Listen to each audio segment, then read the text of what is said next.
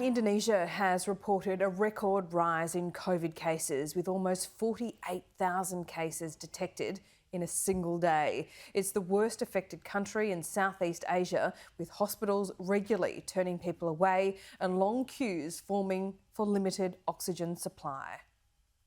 There is simply no respite. While families sit on the earth and mourn those buried beneath it, the digger keeps excavating fresh graves, ready for the dead about to join them.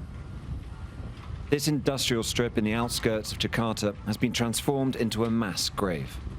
COVID has overwhelmed Indonesia, and the dead have overwhelmed the places to bury them.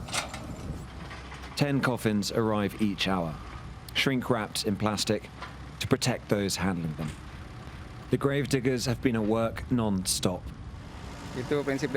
We are never giving up, and our slogan is, maybe we're exhausted, but we can never give up. We feel afraid, particularly we're afraid of getting infected and bringing it to our families. But this is our duty, and there is nothing we can do. Indonesia's healthcare system is on the point of collapse. Hospitals are full. Patients spill out into the streets. Instead of isolation wards, they use tents. And they have run out of life-saving oxygen. Patients must provide it themselves. Agus Sudamadi has brought his wife to hospital. They knew to come prepared. We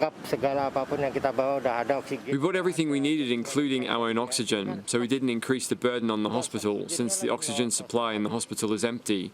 People who have oxygen are getting treatment, but the hospital doesn't know where to put patients without oxygen, so often the patient will get short of breath and die.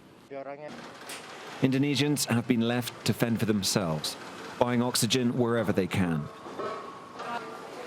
In the Pramuka street market in Jakarta, people search for unproven, potentially dangerous drugs, a desperate attempt to treat their relatives themselves, because hospitals cannot.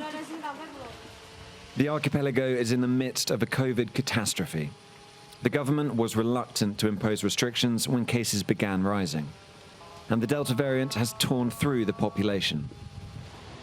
Only a tiny fraction have been vaccinated. Even the few who have been jabbed, frontline medical workers who've mainly received China's Sinovac vaccine, are dying. The government says it will change its vaccination policy. Also, the Indonesian government will provide the third dose of vaccines and booster to ensure the maximum protections toward the healthcare workers. Okay, so there's not a particular issue with vaccines that are coming from China? No. We started with the vaccine from China because that's available for us, and then we want to make sure that it gives the protections to the people. If it's not, then it has to be booster. And it will apply to any vaccines that will be vaccinated. But cases keep soaring and the deaths keep coming. Day has turned into night, and still they dig.